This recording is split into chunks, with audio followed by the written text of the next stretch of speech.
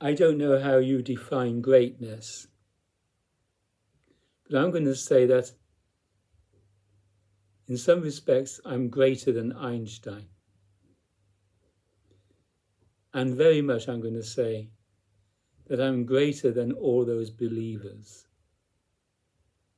There are millions, and there have been millions of believers. In the world today, there are millions, and there have been millions and millions of people throughout the centuries, throughout human existence. Believers in what? Well, I am a believer. Of course I'm a believer. But I'm not a believer in anything that I have realized. No one is a believer in whatever realizations they have had in their lives. We are always realizing things from day to day. We're not necessarily making a mental record of it, but we do realize this, that, and the other throughout the day. We don't say, oh, I've realized that I can lift that cup by its handle without the cup falling off or the handle falling off. That can happen. Handles do come off cups and mugs. And once, if you do happen to pick up a cup and it's full and it falls off the handle or the handle comes off, you know either to repair it or to discard that cup. You have realized that that cup isn't good to hold. But generally speaking, we take hold of cups throughout the day, every day, without any accident. And we have faith that the cup's going to hold the liquid.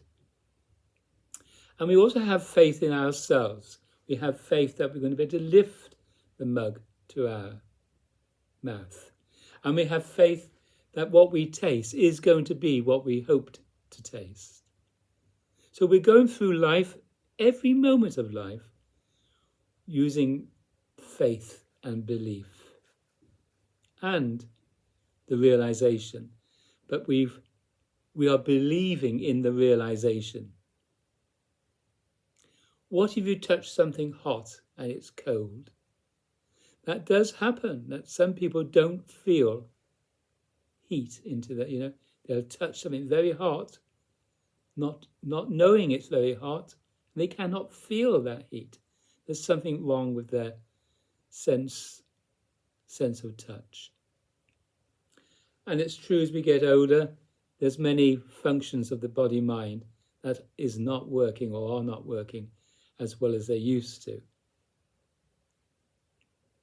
But we have faith and we trust and we believe. But a lot of our beliefs aren't necessarily daily practical things, functioning things.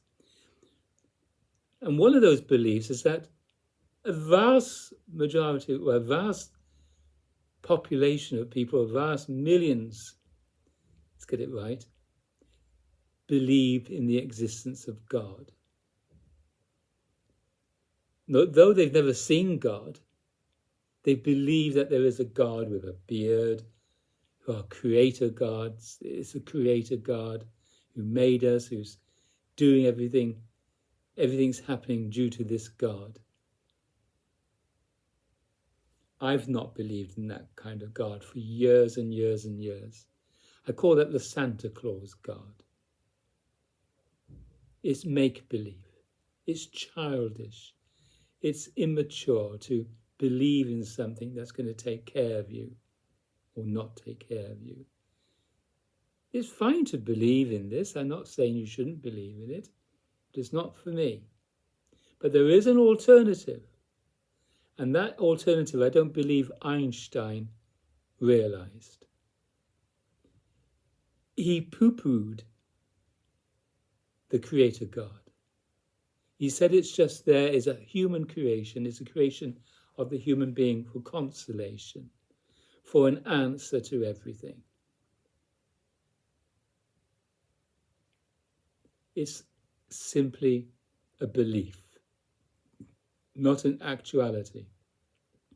Well, I was introduced years ago to the possibility of enlightenment.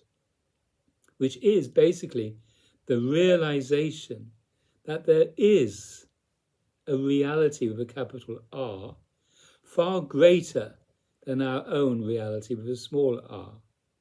And that reality I liken to the open hand, whereas the belief system is likened to a clenched fist. It's all in the head.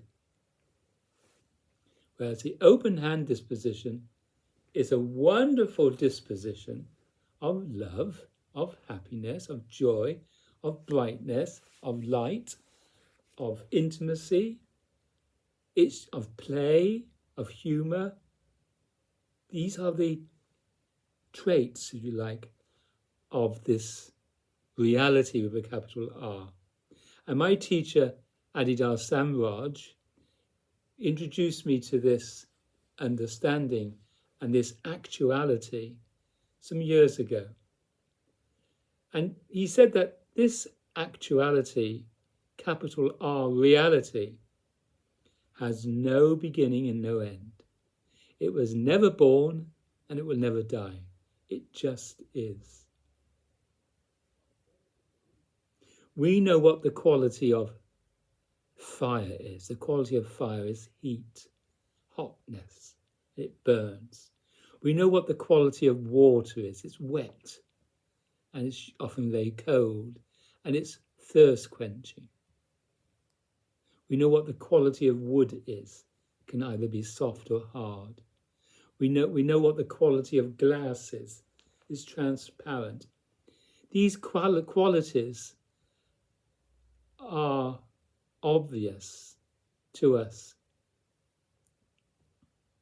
But the quality of God, well, of real God, not the creator God supposedly, not the believing God, not the God that we believe in.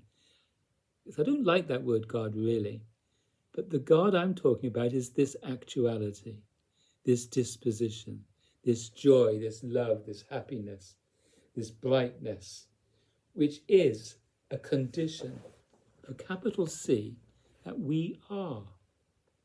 The quality of fire, of wood, of water, of glass, of tissues, of plants, these qualities are often obvious. Sometimes it might take someone, a specialist, to say, have you noticed this? Have you noticed that? Oh no, but now I've noticed, now you've pointed it out to me. Yes. That becomes an actuality, it becomes a reality, a small r reality. But very few people know of this big R reality. Consciousness with a capital C. That's what we truly are. We are consciousness with a capital C. We are a reality that embraces everything with a capital R. Our true state is not one of separation. Our true state is one of embracement. The separative act isn't necessary. You can be with everything that you pick up. You can be with the picture. You can be with the coaster. You can be with the touch. You can be with the sensation. You can be with the tissue. You can be with your saliva. You can be with the watch. Most people are not with whatever they are doing, whatever function they're doing. They're always wandering off somewhere else. There's always this feeling of separation. You're not with your so-called loved ones. You're separating yourself from your loved ones. There's you and your loved ones, often at loggerheads with one another. I hear it. The other day I sat in town, 9 days ago, and opposite me there was this couple. The man has sat down, all looking so innocent and just okay. Then his wife turns up and says, I told you, look, I won't have that. Which often is what wives do. Nag, nag, nag. We truly are not, as a real human being, we are not attached to anyone. We don't own anyone or anything. We can cooperate with one another. We can work together with one another happily, and you don't even need to tolerate, because it's so normal to be cooperative with one another from this disposition, from the God state, from the place of already happiness, joy and delight. Find this out for yourself. People often go into the country and say, oh, I feel so great, I feel so wonderful. Why can't I feel like this all the time? People go on holiday, but often people come back from holiday wishing they were still on holiday. I had this friend who was full of gripes yesterday about going to Crete and going to Wales with a so-called friend who kept irritating her. That's what we call human nature. But no, that's the clenched fist nature. The nature of the clenched fist, which is not necessary, is impatience, intolerance, irritability, frustration, doubt, boredom, discomfort, complaining. Those are I don't like the word quality but that's the quality of ego, because ego is not necessary. This clenched fist disposition is not necessary. We do it to ourselves and we don't need to do it. So stop doing it. So in some ways, I'm greater, if that's the word we use, because I have realized, and I will teach others to realize it too. I will be out there on YouTube telling everyone that you do not need to be so unhappy. You don't need to suffer. You don't need to ever get bored again. You can simply live a state of happiness, daily, day out. But first of all, you've got to understand that this activity that you're doing inside yourself, that tensing up, that stress, is not necessary. It's not necessary. Find this out. I've done a heck of a lot of this. I've been in hell. I've been in terrible situations in the head. And I had to break out of it. And with the help of my teacher, Adidar Samraj, and some other teachers teaching esoteric teachings, Jesus taught them to his disciples. But Jesus did not establish a way of life which was one of simple happiness and joy. And from that place we can be responsible. From that place we are mature. From that place we're no longer childish and adolescent. Oh, I don't want that. Go away, leave me alone. Adolescent and childish. Oh, won't you do that for me? Oh no, why don't you do that? Why haven't you? Children do that. Adolescents do the other. And adults are a mixture of both. How many mature adults are there? Full-time mature. You can be great in your particular skill, your profession. It could be a top-notch. But you're pathetic elsewhere. You can't function truly humanly. Look at the madness on the roads.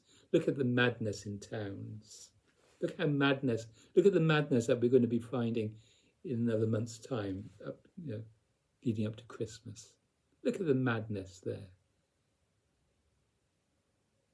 Absolute madness. All coming from this place.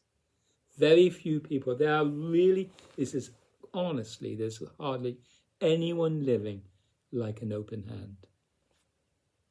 If you were, you would be a servant, you'd be happy to serve, you'd be happy to give, you're happy to receive, you're happy to cooperate, you're just happy to watch that, you're happy not to watch that. You're just happy with all the contradictions of life. You're happy with the change of weather. You're in a capital H happiness, where you can be happy not to be happy, you see what I mean? So I can say, oh, I'm not happy with that. No, that's not good. I'm not happy with that. And there's a lot of things we shouldn't be happy with. But the disposition of the body and mind is already happiness, meaning that it's already embracing of all conditions. It's already intelligent. You do not lose your intelligence. You refine your intelligence. Because a lot of people haven't got the common sense that they were born with, as we say. But true intelligence is discriminative, is discerning. And true intelligence helps you to function in such a way that it's not damaging to anyone else. True maturity is standing alone as this actuality, not emotionally blackmailing others and things to make you happy. It's so childish, it really is. The person from this disposition can be childlike, but not childish. We're all going to die, let's face it. I heard yesterday, 2 days ago, that a young man, 36, died of cancer, who used to live next door to me. I saw him, I knew him as a baby. Couldn't believe it. But that's what's happening all the time. Right round in here and in and around this area, people are dying. I'm not personally connected to them. So how can we live like this? How can we be greater than Einstein when all he did was believe?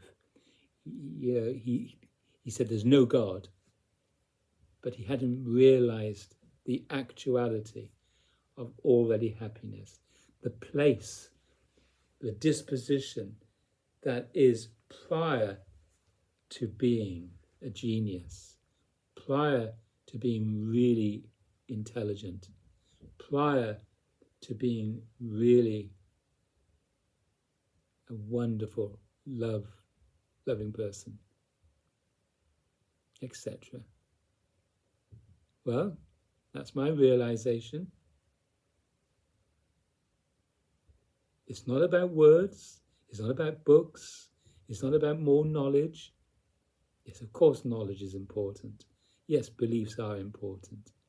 But the actuality that comes, it's the prior condition that already exists, is what we all are. We're that consciousness. That's what real God is. Don't believe in what I say, realize what I've said.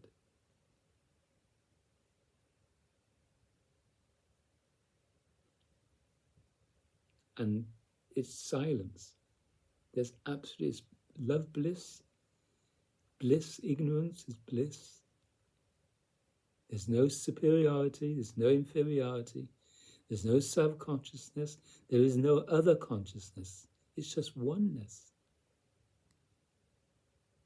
Just one. You have a bowl of water, maybe not quite full up, and you pour in a cup of water, it becomes one. Pour in 4 more cups of water, it all becomes one. The streams go into the rivers, and the rivers go into the sea. It's all one. There's no separation. From this point of view, from the small R reality, you think you exist alone.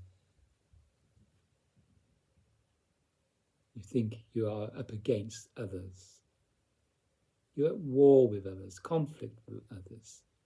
You're confused.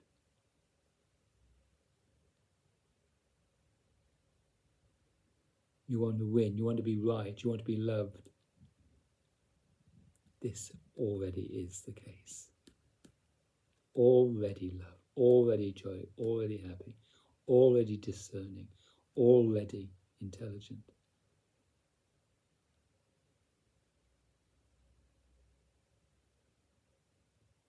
Find this out. Thank you for listening.